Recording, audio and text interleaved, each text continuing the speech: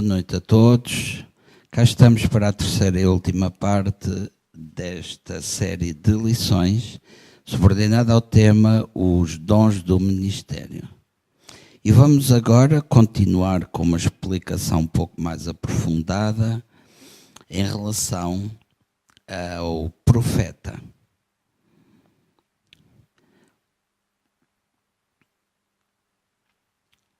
Nós reparamos que este assunto dos dons do ministério é abordado em Efésios, e esta parte do profeta, apóstolo, pastor, tanto podemos encontrar em Efésios, capítulo 4, versículo 11, como em 1 Coríntios, capítulo 12, versículo 28, embora abordados em contextos diferenciados, mas falando exatamente da mesma coisa. Há profetas nos dias de hoje. A palavra de Deus diz-nos que Ele concedeu uns para apóstolos, outros para profetas. Com que propósito foi este ministério dado? Tal como os outros, para o aperfeiçoamento dos santos, para o trabalho do ministério, para a edificação do corpo de Cristo. E de que é constituído o ministério de profeta? O profeta fala por inspiração divina direta, uma revelação imediata, não algo que ele pensa, mas algo dado subitamente por inspiração repentina. Para permanecer no cargo de profeta deve ser, em primeiro lugar, um ministro do Evangelho, separado e chamado para o ministério, com a chamada de Deus para a sua vida. O profeta é, portanto, um dom do ministério. É, acima de tudo, um pregador e mestre da palavra. É chamado para o ministério de tempo integral. É um leigo, pode profetizar, mas não é profeta só porque profetiza. Já aqui falei esta noite, uma coisa é o ministério, outra coisa é o dom que está acessível a qualquer pessoa, poder profetizar. Paulo encorajou toda a igreja de Corinto a buscar o dom de profecia. Ele dá a definição do que é o simples dom de profecia. Mas o que profetiza fala aos homens, edificando, exortando e consolando. Portanto, são estas as três vertentes que se devem encontrar nas profecias. E as profecias devem de ser julgadas. As profecias devem ser confrontadas com a palavra de Deus.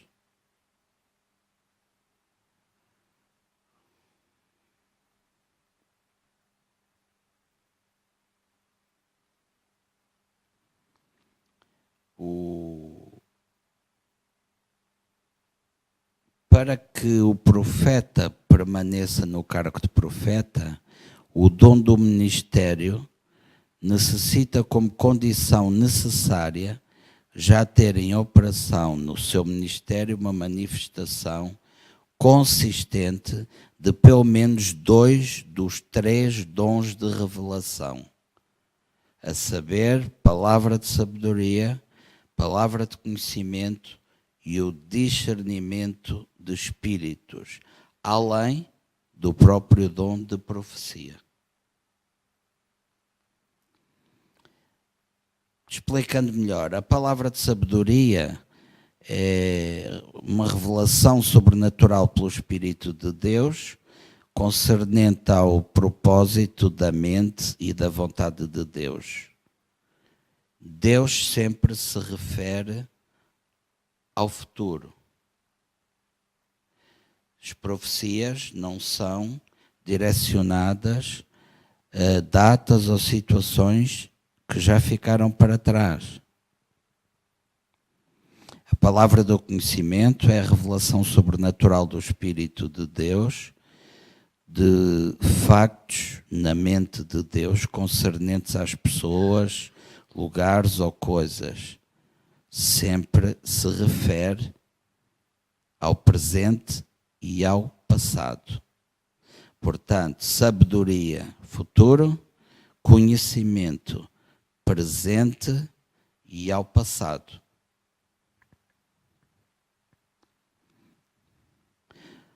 Digamos que é algo um pouco histórico.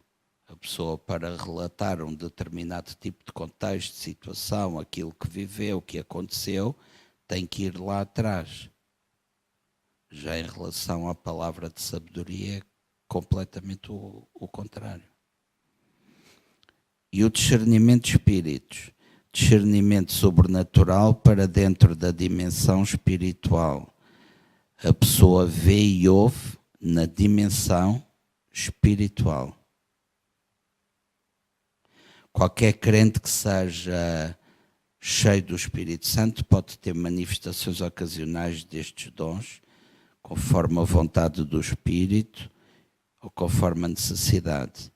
A diferença é que um profeta tem um ministério, todo ele assente nesta linha. E ele torna-se um dom do ministério num nível mais elevado.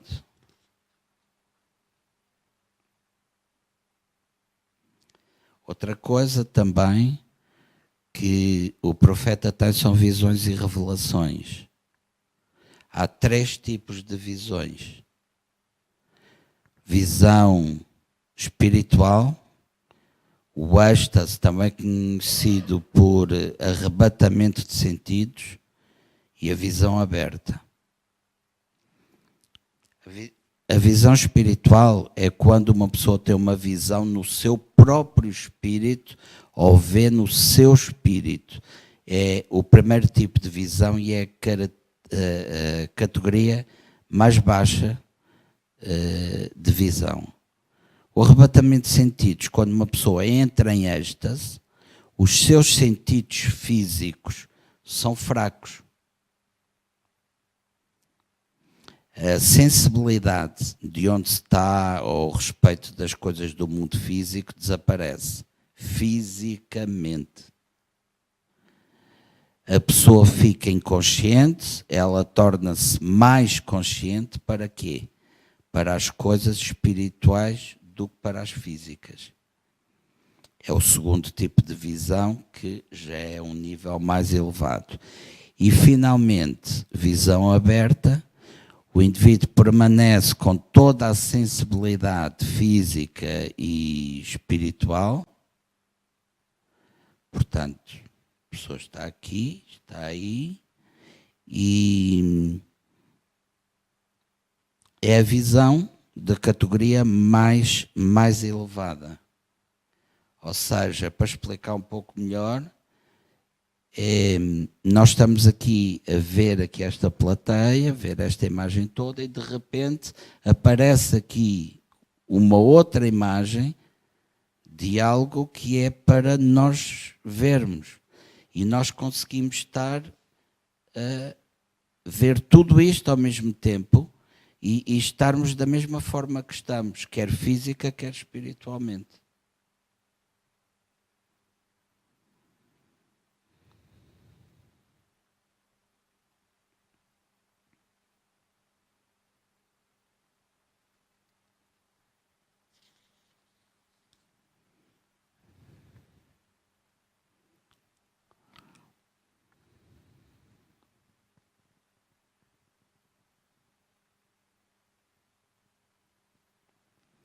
Aquela questão que eu também já tinha abordado levemente, de que é bíblico que os outros julguem as profecias. Às vezes o profeta opera como prognosticador. Este é o dom da palavra de sabedoria, operado através do profeta. Por exemplo, há trechos na palavra em que houve uma previsão de uma seca, a previsão do que aconteceria a Paulo em Jerusalém.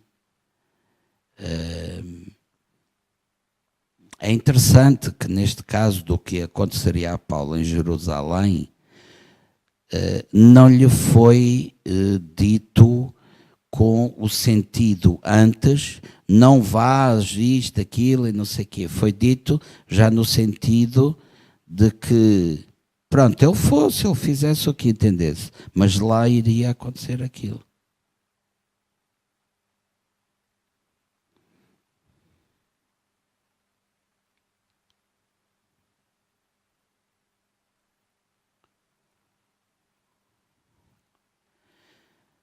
Agora, não podemos esquecer que devemos de colocar sempre a palavra de Deus em primeiro lugar.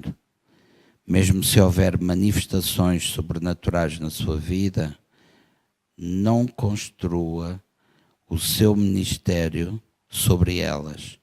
Edifica o seu ministério sempre sobre a palavra de Deus. Se é profeta, construa o seu ministério sobre a palavra.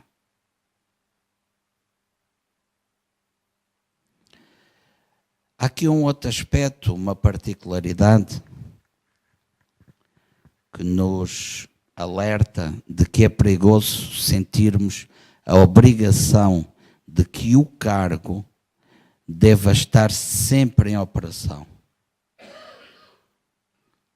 E então, o conselho de não tentarmos operar por nós mesmos quando o Espírito Santo não está em manifestação.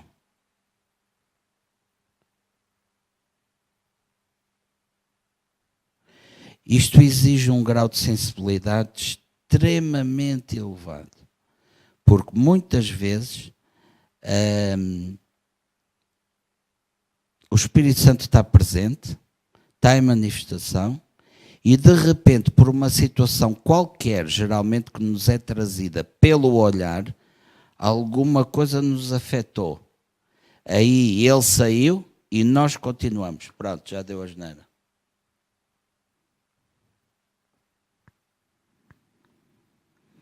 Alguns irmãos não percebem que se o Espírito de Deus não está em manifestação e movem-se para essa área e tentam fazer algo na carne, estão abrindo uma porta para um engano de poderes ocultos.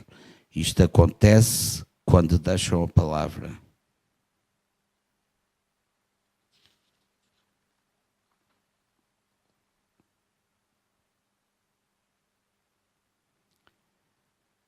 E como é que nós vamos saber se o Espírito Santo está em operação?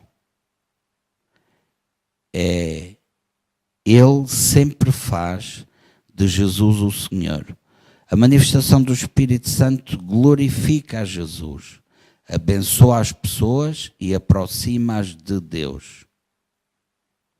Um outro aspecto, também para terminar, é de que o ministério de cura acompanha o ministério do profeta. Jesus operou no ofício de profeta. O ministério de cura de um profeta pode operar através da imposição de mãos. Jesus ministrou cura através de outros meios, além da imposição de mãos. Ele operava no ministério de profeta e os dons de curar estavam em operação através dele. Jesus foi ungido com o poder de cura de Deus. Profeta é um pregador ou mestre da palavra de Deus. O principal ministério do profeta é pregar ou ensinar a palavra. Porque um profeta é um pregador ou mestre da palavra. A imposição das mãos acompanha o ministério de profeta. O ministério de cura quase sempre está associado ao ministério de profeta. E finalmente a palavra de conhecimento, a palavra de sabedoria e o discernimento de espíritos e o dom de profecia operam no cargo de profeta, para exercer o cargo de profeta.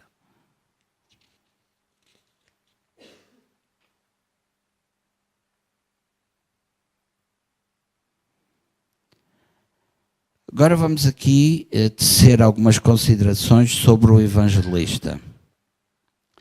A palavra evangelista é curioso, todos nós já ouvimos, mas apenas ocorre 3 vezes no Novo Testamento.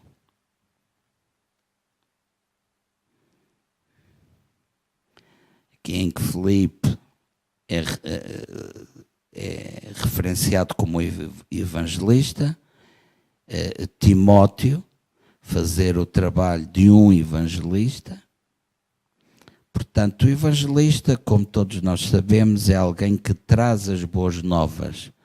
É aquele indivíduo que tem uma facilidade extrema em convencer as pessoas a virem à salvação. Ele proclama a mensagem da graça redentora de Deus, que é precisamente a salvação, e esse é o seu tema favorito.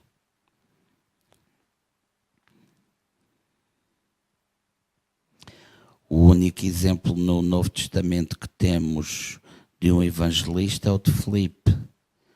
O ministério de Filipe é o modelo porque é o único que Deus nos deu. Ele tinha só uma mensagem, e a mensagem era Jesus Cristo. A mensagem de Filipe na Samaria, a mensagem de Filipe para o eunuco, que nós podemos encontrar em Atos 8. E o equipamento sobrenatural que acompanha o ministério do evangelista inclui milagres e dons de curar. As curas sempre vinham após a pregação de Cristo. Muitos a quem chamamos evangelistas, eles são exortadores. Eles fazem uma abordagem de uma tal maneira que o indivíduo quer vir a correr à pressa para a igreja. Há um ministério de exortação, realmente, em Romanos 12, 8. Um exortador exorta as pessoas a serem salvas. No verdadeiro evangelismo, deve haver sempre a pregação da palavra. O poder irá atrair toda uma multidão. As curas e milagres chamam a atenção, realmente. Mas as pessoas só são salvas depois de ouvirem a palavra e crerem nela. Mas este é um processo de decisão individual. Portanto, esta é a classe que está mais apta, mais apetrechada a conseguir melhores resultados nesta área, chamar a salvação. A conversão é uma decisão pessoal. Há todo um livre-arbítrio a respeitar. É algo pessoal, é quase uma contenda entre o espírito humano e Deus. O dom supremo de um evangelista é a capacidade sobrenatural de levar uma alma à decisão por Cristo.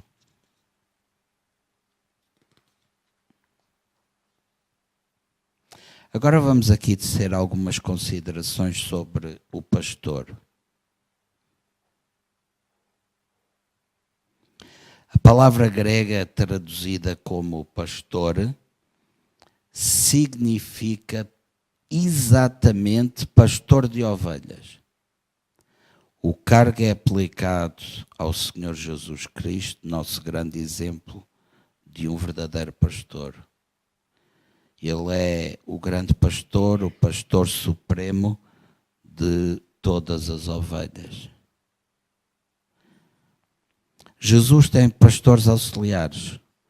Um pastor é um pastor auxiliar. Jesus é o pastor supremo, porque ele é o cabeça. E todos os outros são pastores auxiliares dele. O pastor tem a supervisão do rebanho. Jesus é o grande pastor, ele é o cabeça, o supervisor de toda a igreja, o corpo de Cristo. O pastor é um auxiliar, ele é um supervisor de um rebanho local. O corpo local é encabeçado pelo pastor, o cabeça que governa. É bíblico o corpo de anciãos governar a igreja? Já que nós víamos há bocado misturado juntamente com o pastor os anciãos.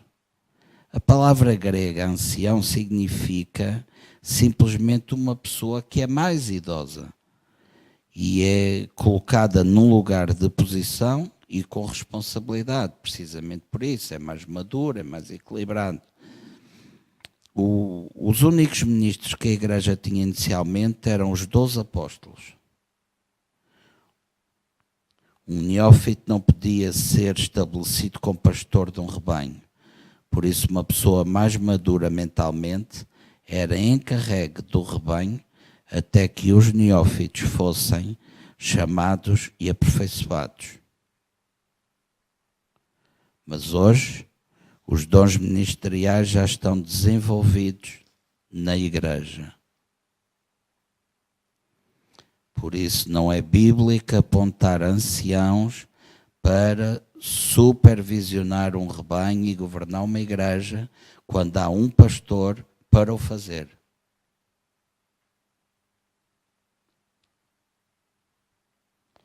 As qualificações de um pastor. O pastor é um dos ofícios mais importantes. Sem o dom do ministério de pastor em operação no corpo de Cristo, todos os outros ministérios são praticamente em vão.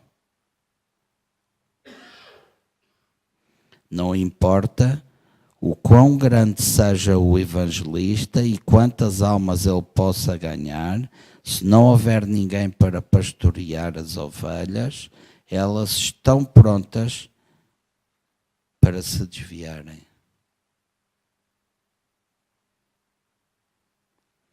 Quem faz de homens pastores é o Espírito Santo e não os homens.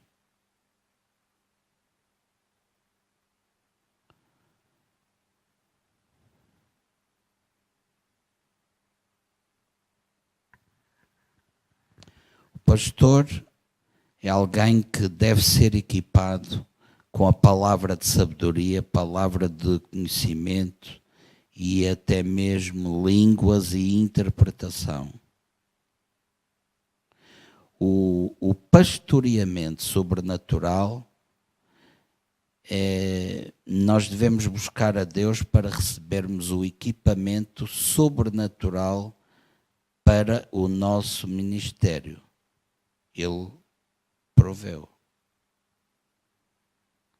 Se um grupo de pessoas buscar a demonstração sobrenatural de Deus, então, conforme o Espírito desejar, ele irá manifestar a si mesmo por meio de diferentes indivíduos e particularmente no ministério de pastor. Uma das características mais notáveis de um pastor é o coração de pastor. É um dom de Deus no corpo local. É necessário um coração de pastor para cuidar dos bebés em Cristo, para amá-los, nutri-los com a palavra e sustentá-los enquanto ainda estão tentando caminhar. Os pastores devem amar as pessoas entendem o amor. O pastor tem que provar às pessoas que as ama. O maior exemplo de pastor é o próprio Senhor Jesus Cristo. Lembre-se que ele disse: eu sou o bom pastor. O bom pastor dá a vida pelas suas ovelhas. E finalmente, o mestre.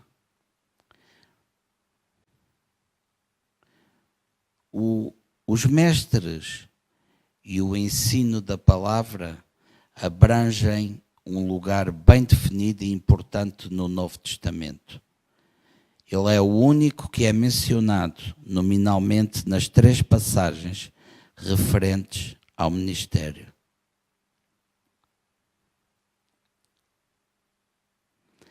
Uma pessoa pode permanecer no cargo de pastor e mestre, ou profeta e mestre, ou evangelista e mestre, e assim por diante. Em outras palavras, pode ocupar mais de um cargo.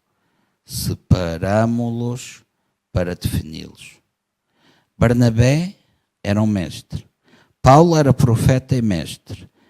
Ambos tornaram-se apóstolos, vindo de proveniências, de experiências, de situações diferenciadas. O dom do ensino é um dom de Deus. O ministério de ensino requer um dom divino. O mestre não é um mestre só pela habilidade natural ou inclinação natural para o ensino. Nenhum ministério de ensino no poder do Espírito é uma coisa seca. Ele comunicará rios de água viva.